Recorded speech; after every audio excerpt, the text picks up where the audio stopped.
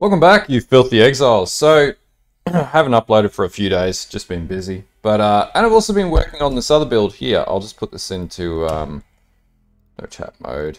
Anyway, alright. So, what are we playing here? You'll have seen in the B-roll at the very start. This is the Blade Flurry Zerker. Now, I've seen a few different variations of this build on, like, POE builds and things like that. And what I will say, I did try this build with max block, doesn't work. Did try this build with brass dome, definitely doesn't work. I know there are guides out there that say put brass dome on this. Do not put brass dome on this build. The health pool is just so ridiculously low. Like if you verse, for example, Elder, that first phase where he just juices your health out, you'll be dead within seconds on that one because you don't have anything to negate that. Basically, yeah, if you build it the way that it is, you'll get to about the damage stat that the average sort of 5 to 6 mil players getting in the POE, like POE.builds ladder. And this is just my variation of the build. Now, damage-wise, let's just talk about that. So, it is incredibly distortive, the damage here. It says 25.4 million DPS. The reason why that is completely untrue. And so, like, you'll see people who will go, like, skills, blade flurry, and then obviously it's 6 blade flurries, and then just go 1, 2, 3, 4, 5, 6, because I have the +1 on the helm. And they're going to say, I got 152 million DPS build, oh, I'm so good. That just means they have no fucking idea how PoE, how path building works. So, it's not actually 152 million DPS. The reason why is the way that General's Cry works, it only allows you to fire an attack skill once. It's in the wording. Skill. So the Mirage Warriors each use a linked attack skill once before dissipating, right? Which means that if you've got an attack rate or attack speed of 8.32, then you're not attacking 8.32 times to achieve 25.4 million DPS per Blade Flurry. It's just impossible. So the way that we get around this, or the way that we calc this, is we take our total max damage. This is as rudimentary as the way that I've been able to calc it in the past, because I played this build in, you know, shield charged and shield crush. And if people want to see me do the Kana Kulamac, you know, replica Alberon's variant of this build, then I'll convert this build into that, because that'll be fun and do way more damage. So anyway, the way that you calc it is 25,400,615.5. Then divide that by the attack rate. So it's really 3.52 mil per Blade Flurry, right? Which is still a lot of damage. Like, that's nothing to scoff at. And then we have 6 of those. So it's 18.3 million DPS. Is that a small amount of damage? No. That's a stupid amount of damage. You can see at the start of the video, it just absolutely destroys bosses and rips them apart. But anyway, just something to be very mindful of when you do check out Blade Flurry builds. The other problem with this build is defense. If you don't like dying, and if you like my other builds because they're hyper defensive, then this build is not going to be for you. You're at least going to use 1 or 2 portals for any boss that you go into, but you'll rip him in like 2 seconds. It's really like a who gets slapped first scenario is the one that wins. So pretty much the goal is to drop your totems, drop your assassin's mark, and then just go ham on anything and just murder it before it has a chance to even fire off a skill. Like, that's the entire idea of this build. So other things that dictate damage profile on this build, and I'll just talk about it very briefly. We'll just put this in screen, as I always do. So power charges, frenzy charges, and endurance charges. Yes, this is because we have mob mentality in the tree, which means Warcries have 5% chance to grant endurance charges, frenzy charge, and power charge per power. So they commonly stack up very easily as you're mapping. So yes, applicable. Do you have Onslaught? Yes, this is also because we have Lead by Example. So when we Warcry, we get Onslaught. So all legit. Rage 75. Yes, sources of rage. You get additional rage on your Ascendancy. Where are you? So you get 10 to maximum rage. You start with 50, so you get to 60. You get 5 from running the Replica Conqueror's Efficiency, and you also get another 10 from running Berserking on the tree. So yes, legit. That is a legit stat, and because we're running Warcries, And Warbringer, we're pretty much at max rage most of the time. So yes, you can have that. 3 totems, yes, we are running 3 totems. Are we on Consecrated Ground? Yes, that is because we're running Bolt of Faith. I know, expensive item for this build, but it does do stupid damage. Have you been hit recently? Yeah, most likely. Have you Warcried recently? Well, of course. Used a Warcry in the past 8 seconds? Yeah, and, you know, number of Warcries used, probably 1, probably 3, actually, to be honest with you.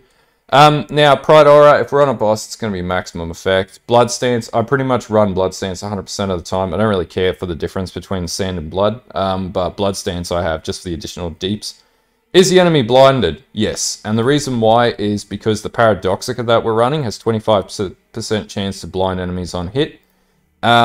Is the enemy taunted? Yes, because we are taunting things with our Warcry, and it's actually one of the stats that comes off Haunting Shout as well. Enemies taunted by Warcries are intimidated, and when you Warcry, they taunt. And then beyond that, are enemies crushed? Yes, that's coming off one of our gems, in particular our Awakened... yes, our Awakened Brutality. So it's the stat of the Awakened Brutality.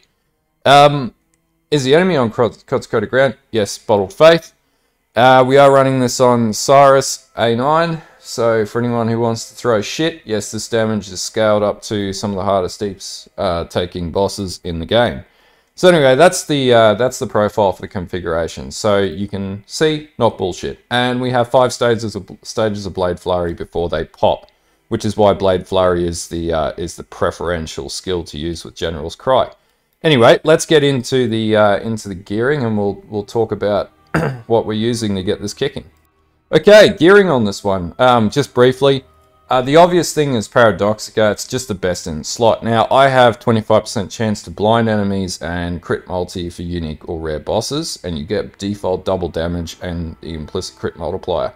The one you want has attack speed. But again, it's just purely distortive. It just makes your number look bigger than what it really is because you can't really use it anyway. So price of something like this on the market currently is about 1x, so it's dirt cheap. Abyssus, again, dirt cheap. It's like 1x.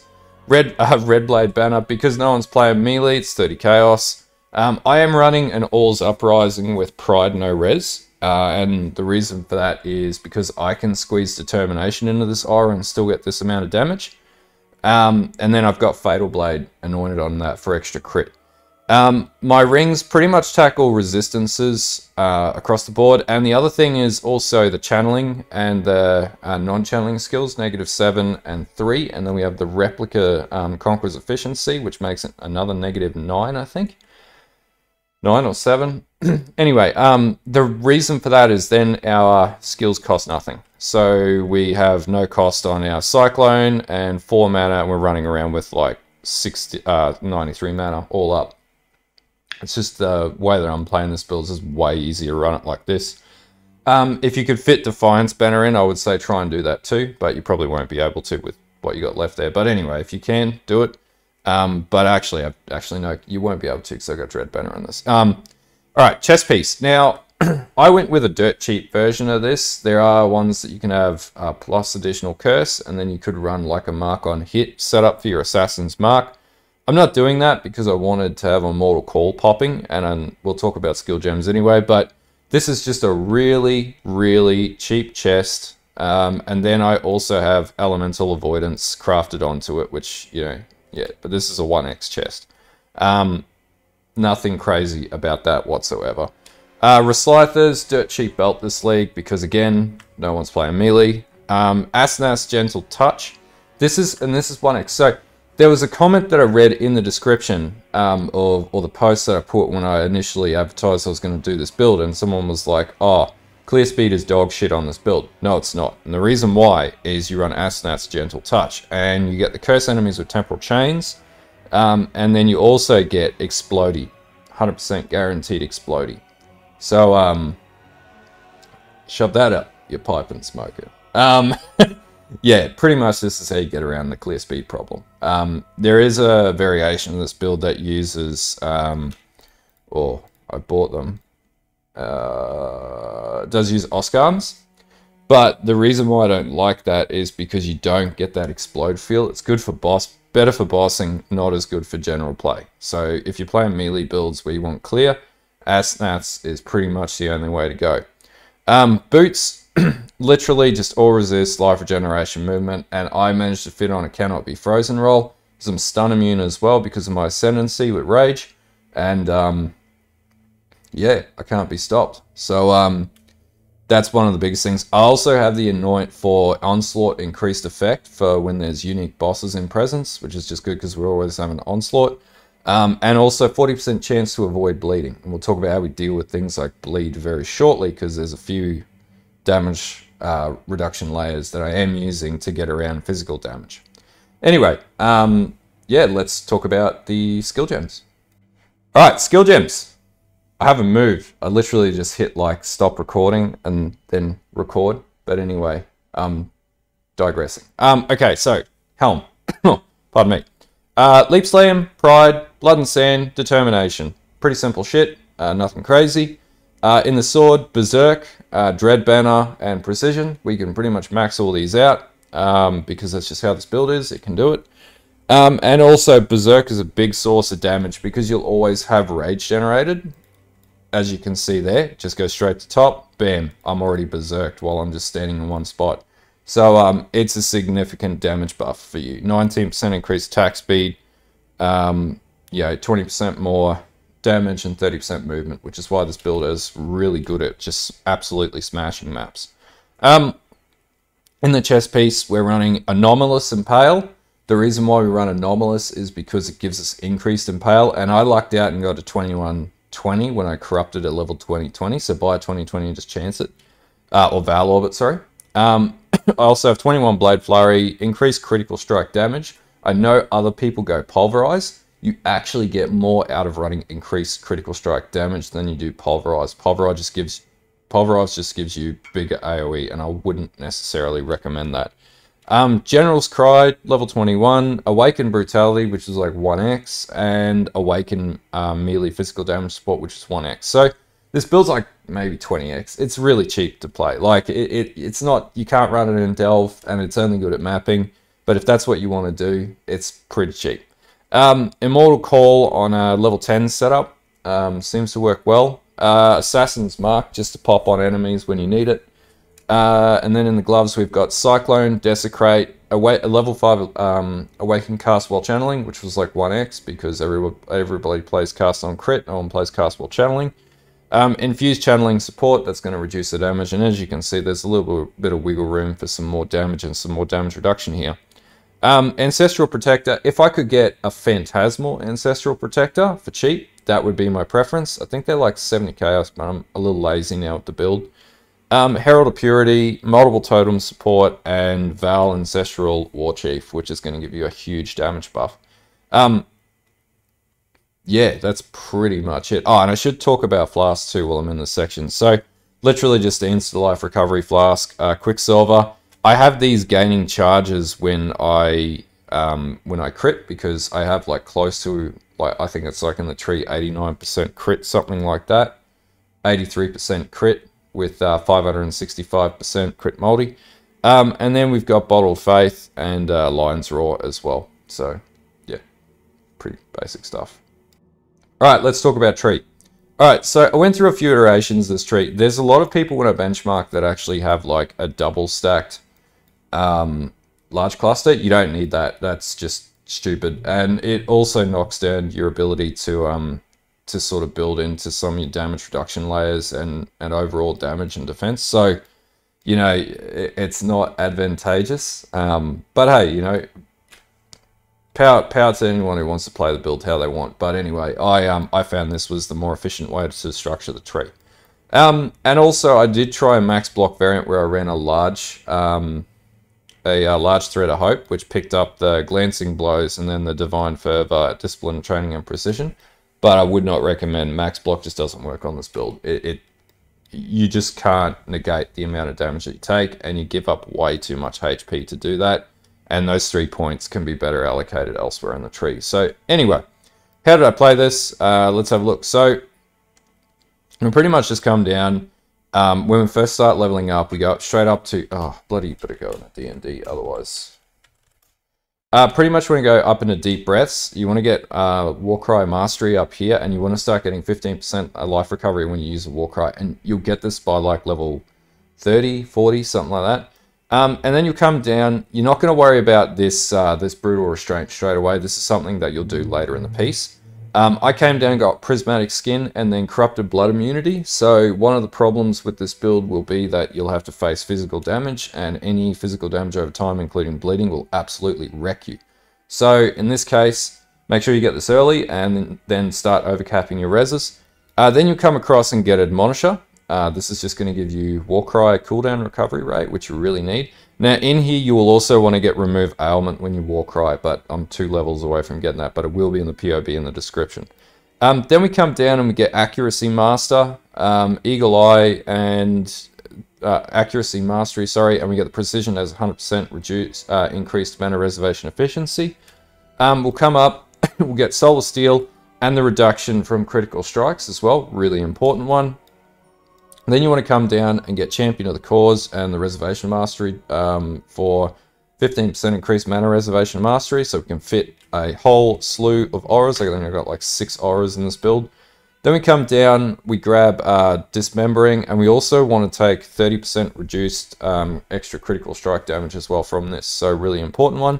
Then we get Blade of Cunning, and we want the increased crit with swords, because we're not too worried about the crit multi.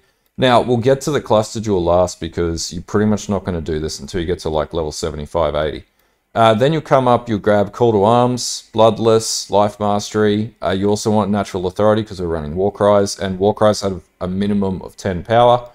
Then you come up, you grab the Sword Nodes here for Blade Master and Impale on hit, so we can get to 100% Impale, which I'm pretty sure I should have. 114% Impale, which we need. Means we can maximize Impale. And then we'll pick up the Jewel Socket here, Barbarism here. Eventually we'll get Juggernaut, but Barbarism's just better at the very starting base because of the resistances.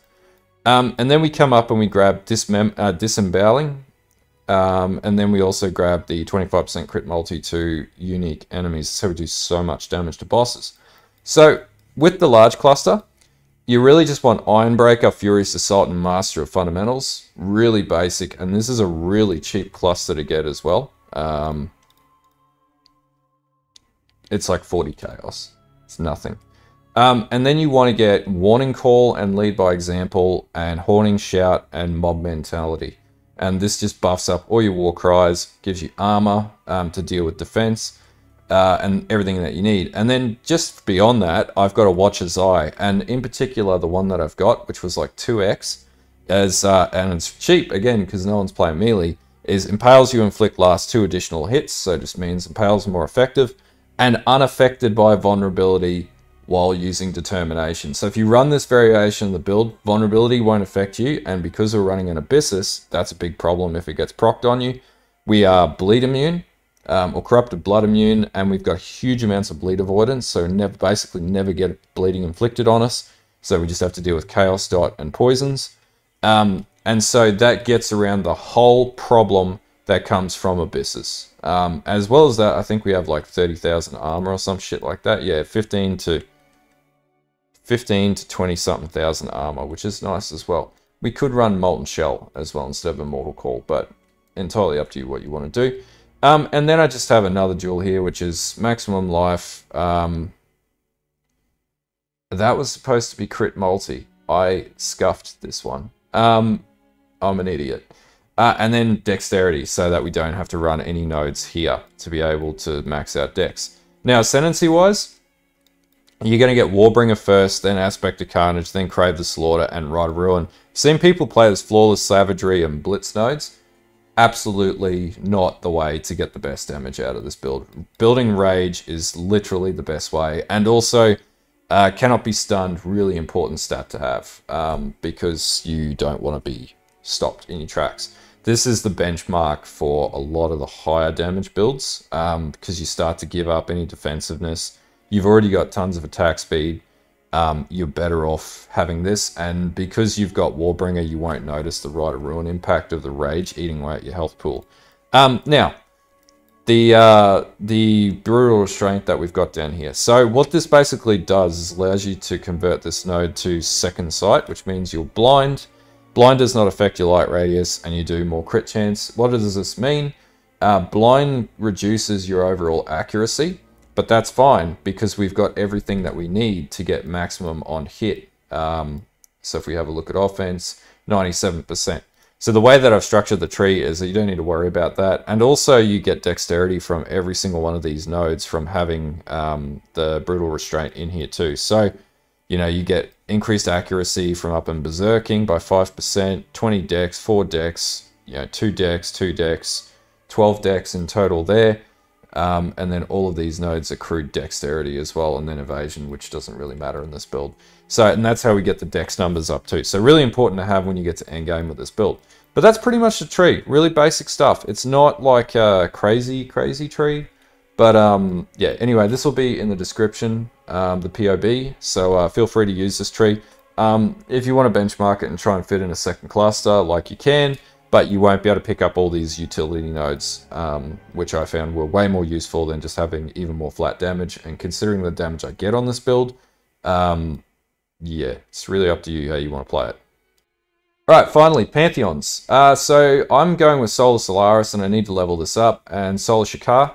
This is to deal with the poison problem, to make it less impacting on the build, and then also to deal with bossing, because you really just don't want to be taking crits. You want to avoid elements from crits. Bosses are a pain in the ass with this. Like, for example, Sirus, if one of the balls just taps you, you're dead. Because we just can't deal with any of that damage. Even though we've got overcap reses and everything, it's for whatever reason just wrecks this build. It's just not made for it. So anyway, that's pretty much the Pantheon. I'm not going to go into too much detail on it, but yeah, this will be, and this is all ticked in the POB as well, so check it out. All right, so overall, like, just a really fun build to play. I just got bored of everything else, and I just wanted to face tank, or not face tank bosses, because this can't face tank shit. I just wanted to have fun and blitz bosses. Now, can it do Ubers? For all intents and purposes, it outputs enough damage that it would be able to, but the problem with Ubers is you got to be good at the mechanic to a degree where you could run a glass cannon and be able to dodge every hit, and you know what? I'm just not playing PoE to sit here and you know, lose my temper. It's not League of Legends to me. So, you know, up to you if you want to take this build to a point where you can. I'll be honest with you, Can of Cooler Mac is probably the way that I'm going to be able to do that. But as it stands, this just destroys maps. And if you're running something like, you know, I'll be converting my tree into running Grand Design, which means that mapping, you know, you get 1% increased pack size for each one of these small nodes. Which means, you know, running maps will just be fruitful. If you can get anything to do with, you know, Magic Find onto the build, even better. But you're probably not going to be able to. You're probably just going to be able to juice maps. But as far as, you know, just taking out, like, bosses and shit, and you'll see, like, in the B-roll, you would have seen the B-roll, it just rips through bosses. It's good fun for that. And, like, if you just want to play something where you just want to blaze into maps and destroy shit, this build will do it. How people get this to level 100, I don't even know, because it'd be so damn frustrating just getting it to level 95. But it's just a lot of fun. So, you know, big stupid damage numbers, glass cannon, go into maps, hope for the best, and then just kill everything in your wake and watch everything explode on screen. Anyway, I'll leave you guys with that. If you like this vid, if you like this build, like and sub. And until next time, have a good one, and bye.